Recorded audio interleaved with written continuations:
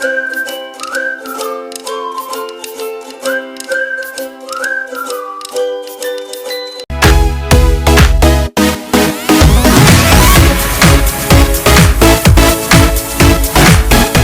इतिहास और नागरिक जीवन कक्षा 6। आज पढ़ेंगे पाठ 8, मौर्योत्तर काल में भारत की स्थिति व विदेशियों से संपर्क।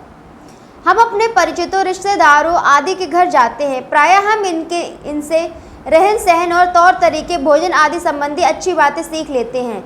इसी प्रकार एक देश से दूसरे देश को जाने वाले लोग भी एक दूसरे से बहुत कुछ सीख लेते हैं।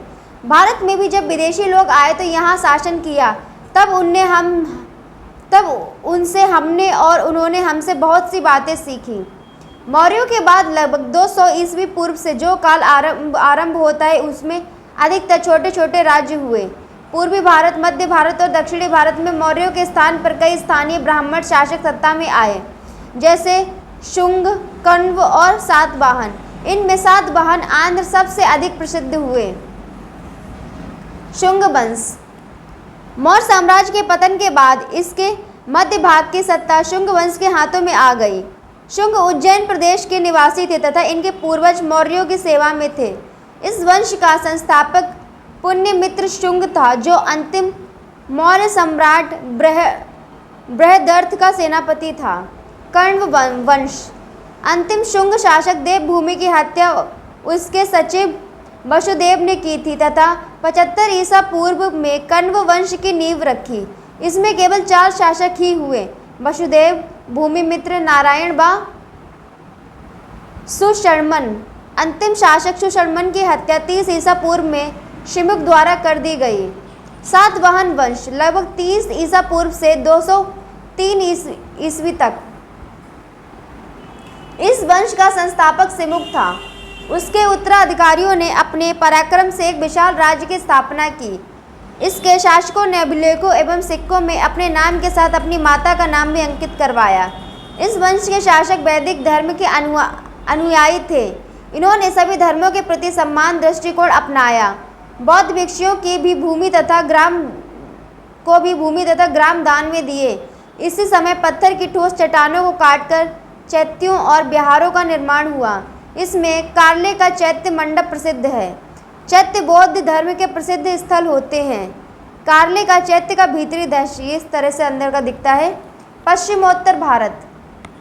पश्चिमोत्तर भारत में भी मौर्यों के स्थान पर मध्य एशिया और चीन से आए कई विदेशी राजवंशों ने अपना शासन जमाया, जैसे हिंद यूनानी, शक, पहलव और कुषाण। सबसे अधिक विख्यात हिंद यूनानी शासक मिनांडर हुआ। यह मिलिंद नाम से भी जाना जाता है। उसकी राजधानी पंजाब में शाकल, आधुनिक सियालकोट थी। यूनानियों के बाद शक आए। शक शासकों में रुद्रदामन प्रथम सबसे अधिक विख्यात शासक था। शक के बाद पहलव पार्थियाई ईरान से भारत में आए। वे शकों की तरह भारतीय राजतंत्र और समाज के अभिन्न अंग बन गए।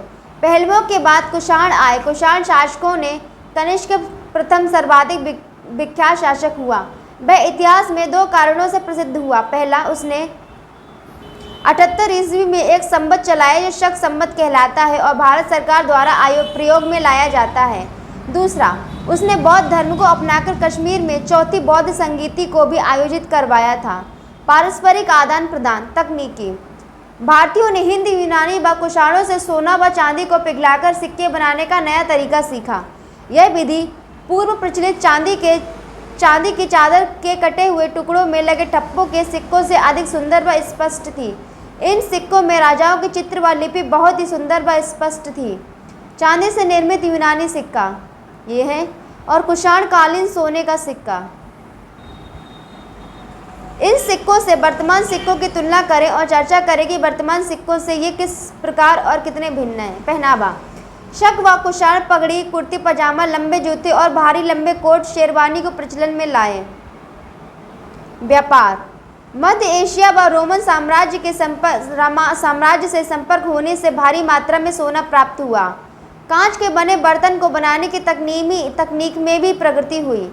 इस काल में नगरीकरण चोटी पर पहुंच गया था। कनिष्क ने तक्षशिला पुरुषपुर नगर का सुंदरीकरण किया और कश्मीर में कनिष्कपुर नगर, आधुनिक कांचीपुर, श्रीनगर के पास बसाया। कुषाणों ने चीन से मध्य एशिया होते हुए रोमन साम्राज्य को जाने वाले प्रख्यात रेशम मार्ग पर नियंत्रण कर लिया था, जिससे भारतीय व्यापार के लिए नए अवसर मिले और भारतीय व्यापार में वृद्धि हुई। यह है कनिष्क की सिर विहीन मूर्ति। विज्ञान और प्रौद्योगिकी। हिंद यूनानियों के संपर्क से खगोल एवं ज्योतिष शास्त्र में प्रगति हुई। सप्ताह के हर दिन को सूर्य, चंद्रमा एवं अन्य ग्रहों के नाम से पुकारते हैं, जैसे रवि, सोम, मंगल, शनि। यह हमने यूनानियों से सीखा। यूनानी औषधि पद्धति के विषय में जानकारी हुई। कनिष्क के समय चरक नामक चिकित्सक हुए। उन्होंने चरक संहिता नाम की एक पुस्तक लिखी, जिसमें लगभग 600 से ज़्यादा औषधियों के बारे में लिखा है। यह संहिता निर्देश देती है कि चिकित्सक को अपने मरीज से विश्वासघात नहीं करना चाहिए। मूर्तिकला। कुषाण काल की कला के दो प्रमुख केंद्र मथुरा एवं गांधार थे। माना जाता है कि बुद्ध की प्रतिमा की कल्पना एवं निर्माण सर्वप्रथम गांधार मूर्ति शैली के मूर्तिकारों द्वारा की गई। इन मूर्तियों में बुद्ध को आध्यात्मिक मुद्रा एवं लहराते बालों के साथ सर पर जटा या उभार को दिखाया गया है। इस शैली की मूर्तियों में स्लेटी या नीला धूसर बलुआ पत्थर का प्रयोग किया जाता था। यह गांधार शैली की मूर्ति बुद्ध की और यह मथुरा शैली की मूर्ति। मथुरा मूर्ति शैली के मूर्तिकारों द्वारा निर्मित बुद्ध की पद्मासन में बैठी हुई मूर्ति प्राप्त हुई। सिर के पीछे प्रभा मंडल है तथा चेहरे पर प्रसन्नता का भाव है। ये मूर्तियां लाल बलुआ पत्थर में बनाई गई हैं। राज्य व्यवस्था। राज्य में देवत्व की भावना की प्रणाली शकों एवं कुषाणों से प्राप्त हुई। शाहानुशाही की अवधारणा कुषाणों की देन है। उन्होंने भारत से क्या सीखा? विदेश से आए आक्रमणकारियों ने इस देश की संस्कृति को आत्मसात कर लिया। यहाँ के धर्म एवं संस्कृति से वे अत्यधिक प्रभावित हुए। भारत में विदेशी प्रभाव से एक मिली-जुली संस्कृति का विकास हुआ। चीन ने बौद्ध चित्रकला भारत से सीखी। भारतीय संस्कृति में अन्य देशों की संस्कृतियों को मिला लेने की अपूर्व क्षमता रही है। यही कारण है कि विदेशी आक्रमणकारी भी भारतीय समाज के अभिन्न अंग बन गए। भारतीय संस्कृति में सहिष्णुता, सामाजिक मेलजोल, लचीलापन, उदारवादिता व वसुधैव कुटुम्बकम, पृथ्वी के सभी निवासी एक ही परिवार के सदस्य हैं, को ही आदर्श माना गया है। इस कारण यह संस्कृति आज भी विद्यमान है, जबकि अन्य समकालीन प्राचीन सभ्यताएं जैसे मेसोपोटामिया, मिस्र, यूनान एवं रोम विलुप्त हो चुके हैं और उनके भौतिक अवशेष ही बचे हैं। और भी जानें। सबसे पहले भारत में सोने का सिक्का कुषाण शासक बिम्केडफिसस ने जारी किया। कुषाण राजाओं ने उच्च कोटि की स्वर्ण मुद्राएं जारी की। इसी समय बौद्ध धर्म दो संप्रदायों में बंट गया, हीनयान और महायान। कनिष्क महायान का संरक्षक था। ये चैप्टर यहाँ पर ख़त्म हो गया और नेक्स्ट वीडियो में आपको इस पार्ट के क्वेश्चन आंसर सारे देखने को मिल जाएंगे।